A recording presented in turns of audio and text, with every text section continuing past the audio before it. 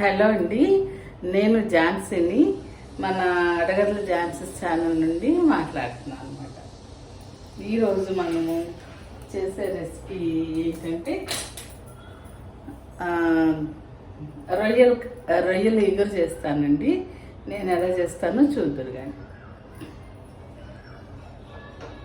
ఇంకా ఇదిగోండి, ప్యాన్ పెట్టాను, ఆయిల్ వేస్తున్నానండి.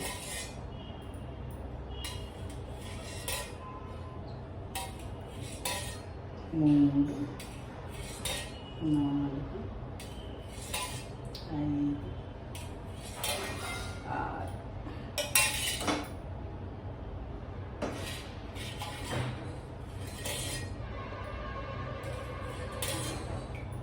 ఇదిగోండి, ఈ స్పూన్తో 8 గరిటెలు వేసాను ఆయిల్.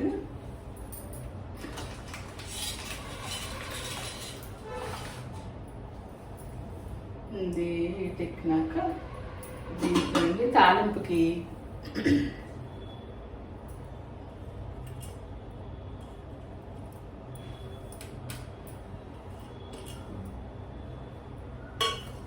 చూపిస్తాను ఒక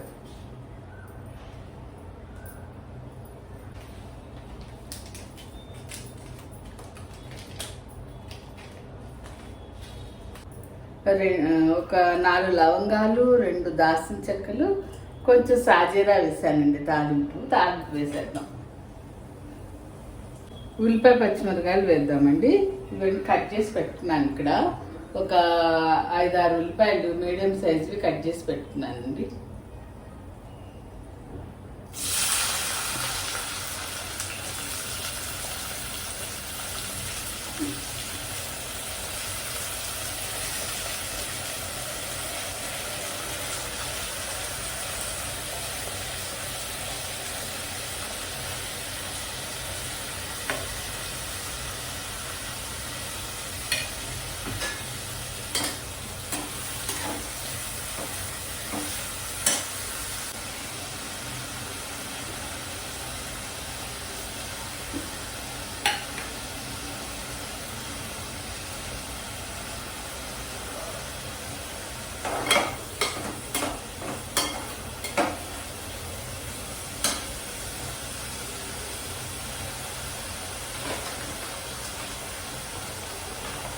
దీంట్లో కాస్త ఒక 1 స్పూను సాల్ట్ వేస్తున్నాను.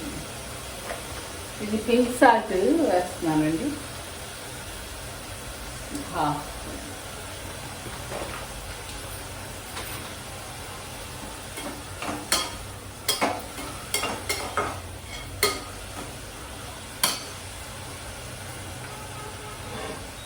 అయితే నేను ఏం చేస్తానంటే, ముందు రొయ్యలు తీసుకురాగానే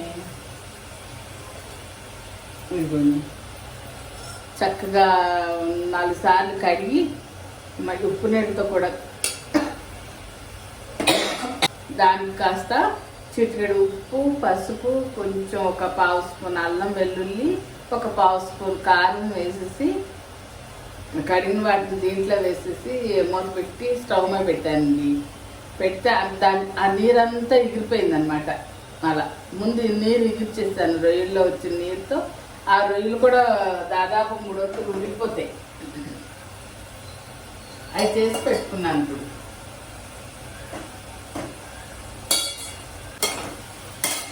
అయితే ఈ సైజు రొయ్యల్లో కానీ పెద్ద రొయ్యల్లోకి ఇంకా భయంకరంగా కనబడతాయి. ఈ మొదల్లో ఏమవుతుందంటే, ఈ మొదల నుంచి పైన నల్ల చార్లాగా ఉంటుందండి. ఇక్కడ పట్టుకుని ఇక్కడ ఈ మొదల్లో తల తీసేసి ఇస్తారు కదా మనకి వాళ్ళు, తలను తుంచేసి ఇక్కడ పట్టుకుని లాగితే సన్న తీగలాగా దాని ఆహార నాళం అనమాట. అది పొడుగ్గా ఉంటుంది తీగలాగా. అవి ప్రతి రొయ్యలోంచి మనం అవి తీసేసి కడుక్కోవాలి. కొంతమంది తెచ్చినట్టు కడిగేసి వండేయడం చూశాను నేను. అలా కాదండి, ఆ రొయ్యల్లో ఆహార నాళం అని ఇక్కడి నుంచి చివరి దాకా సన్న తీగలాగా నల్లగా ఉంటుంది అనమాట. ప్రతి రొయ్య పట్టుకుని ఇంటికి తెచ్చినాక అక్కడ పట్టుకుని ఇట్లా లాగితే వచ్చేస్తుంది. అవి తీసేసుకుని అప్పుడు కడుక్కోవాలి మనం రొయ్యలు.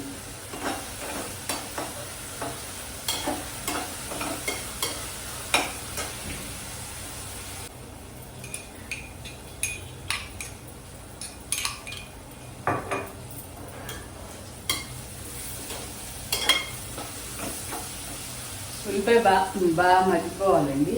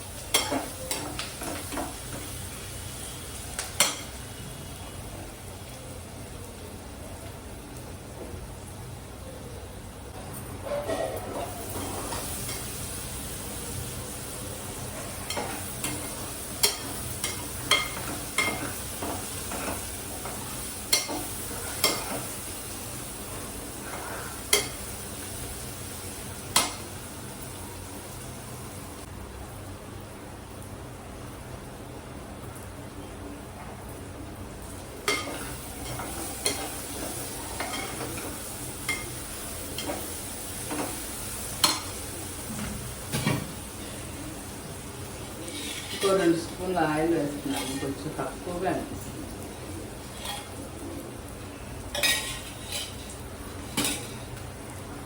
అయితే ఇప్పుడు అల్లం వెల్లుల్లి వేసేద్దామండి. ఉల్లిపాయ మగ్గింది, అల్లం వెల్లుల్లి వేద్దాం.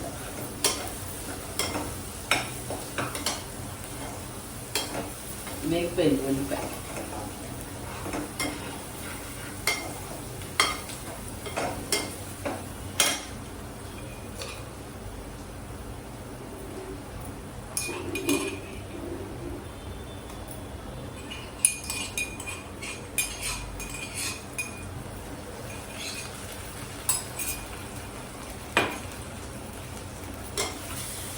ఒకటిన్నర స్పూన్ అల్లం వెల్లుల్లి వేసానండి.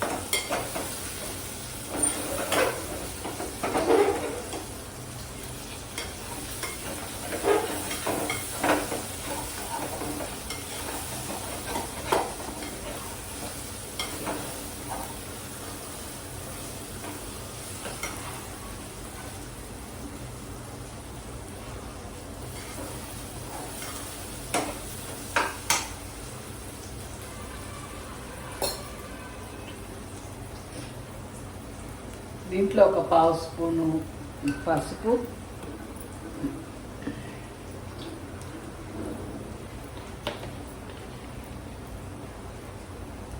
2 స్పూన్లు కారం వేస్తానండి. మళ్ళీ కావాలంటే చూసి వేసుకున్నాం. ఆ ఉడికించేటప్పుడు కూడా ఒక 1/2 స్పూను రొయ్యలు నీరు ఎగిరిచేటప్పుడు కూడా ఒక 1/2 స్పూన్ కారం వేసాను దాంట్లో.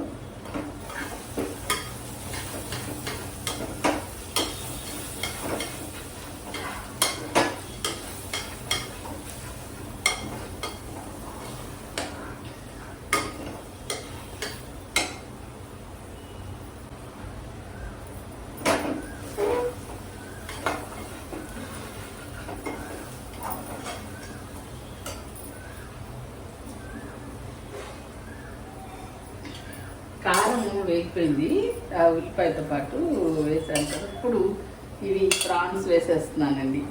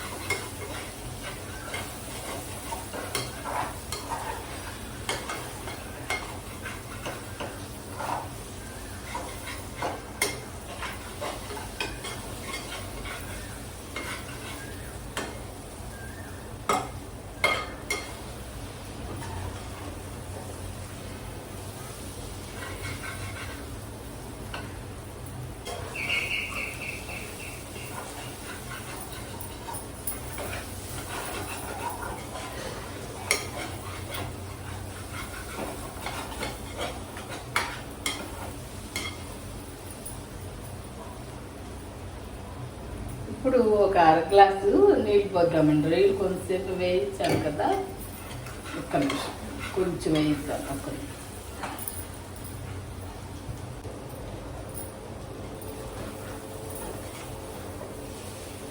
ఇవి రొయ్యలు ఇలా కొంచెంసేపు ఆయిల్లో ఉడికించాను కదండి. ఇప్పుడు కొంచెం వాటర్ పోసి మనం ఉడికించేసుకుందాం. వేపుడికైతే ఇలాగే వేయించవచ్చు, కానీ మనం ఇగురు చేస్తున్నాం కాబట్టి కొంచెం వాటర్ పోసి ఉడికించాలండి, అప్పుడే గ్రేవీ వస్తుంది.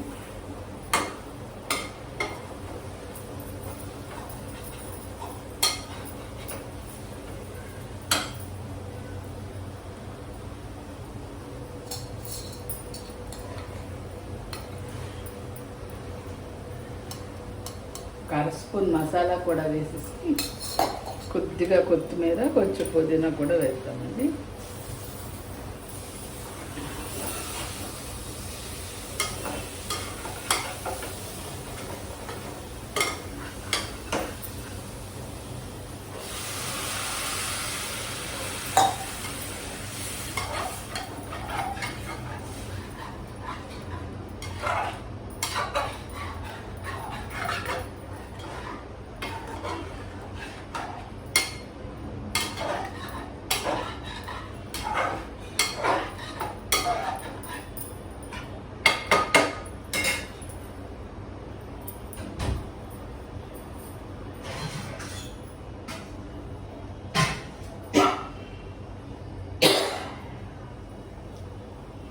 కాస్త ఇందాక ఒక అర గ్లాస్ పోసాను, కొంచెం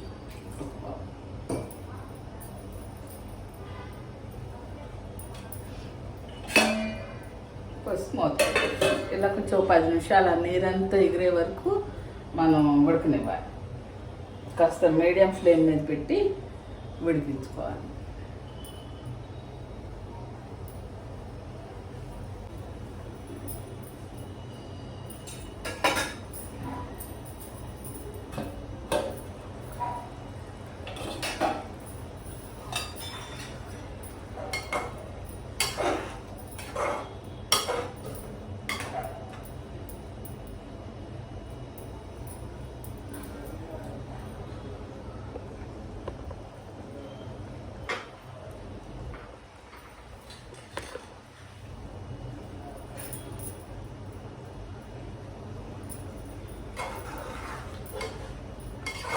మధ్య మధ్యలో కదుపుతుండాలండి, లేకపోతే రొయ్యలు అడుగు మాని అంటే అస్సలు తిన్నాను కూర. ఆ మాడి వాసనతో రొయ్యల కూర అయితే అస్సలు బాగుండదు.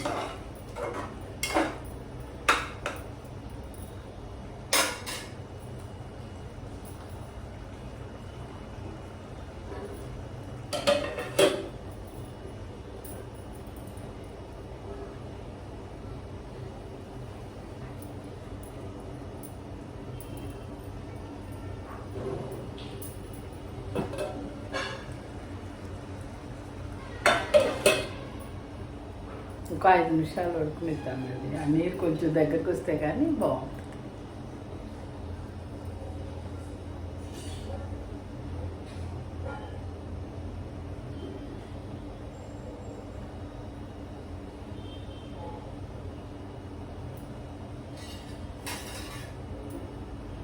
అయితే ఈ రొయ్యలతో కలిపి వండుకోవాలంటే కొంచెం పులుపు ఇష్టమైన వాళ్ళు టమాటాలు వేసి వండుకుంటారండి. రొయ్యలు టమాటా వండుతారు, దోసకాయ మా చెల్లి బాగుంటుంది కలిపి. దోసకాయలు వేసి దోసకాయ రొయ్యలు వండుతుంది, టమాటా రొయ్యలు అలా. గోంగూర బాగా ఇష్టపడేవాళ్ళు గోంగూర రొయ్యలు వండుకుంటారు, అది కూడా బాగుంటుంది. అంటే పులుపు ఇష్టంగా తినేవాళ్ళకి అవి. కొంతమందికి ఉట్టి ఇట్లాగా మా ఇంట్లో మా ఇట్లా ఉట్టి రొయ్యలు ఎగిరే ఇష్టం అవుతుంది. కానీ అమ్మ వంటలో చక్కగా గోంగూర రొయ్యలు, గోంగూర మాంసం అట్లా బాగుండేవాడు. చెల్లి కూడా అలా వండుతుంది అనమాట. నేను తక్కువ ఎప్పుడోగా చేయను, కానీ మటన్ కూడా ఎప్పుడోగా టమాటా మాంసం తక్కువ. కానీ ఒకసారి చేసి చూపిస్తా టమాటా మాంసం కూడా బాగుంటుంది. మటన్ కూడా టమాటా వేసి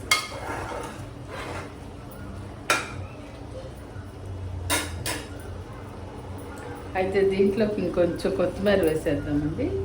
కొత్తిమీర, కొద్దిగా మసాలా కూడా దందా కొంచెం వేసాం కదా, కొంచెం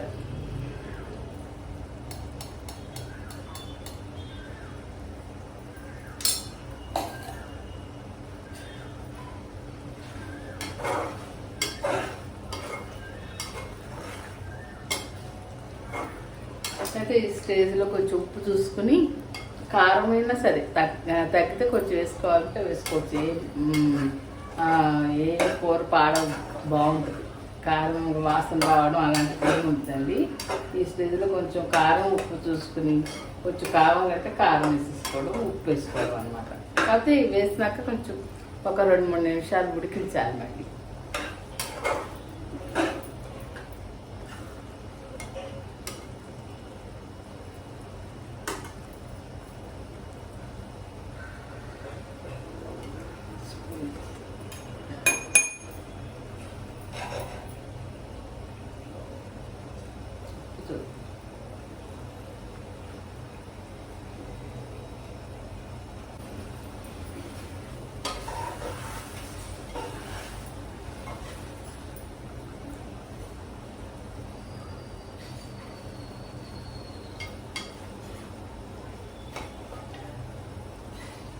రొయ్య కూడా ఇలా అంటే ఇట్లా కట్టకపోవాలండి గరిటతో, అప్పుడు కొద్దిగా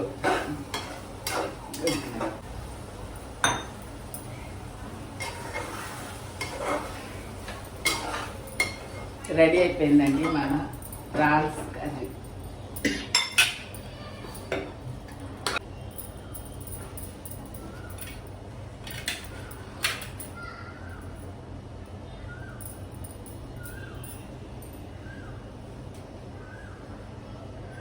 సరే, మన ప్రాన్స్ కర్రీ రెడీ.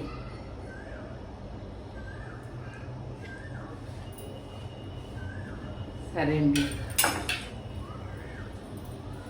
సరే ఉంటానండి.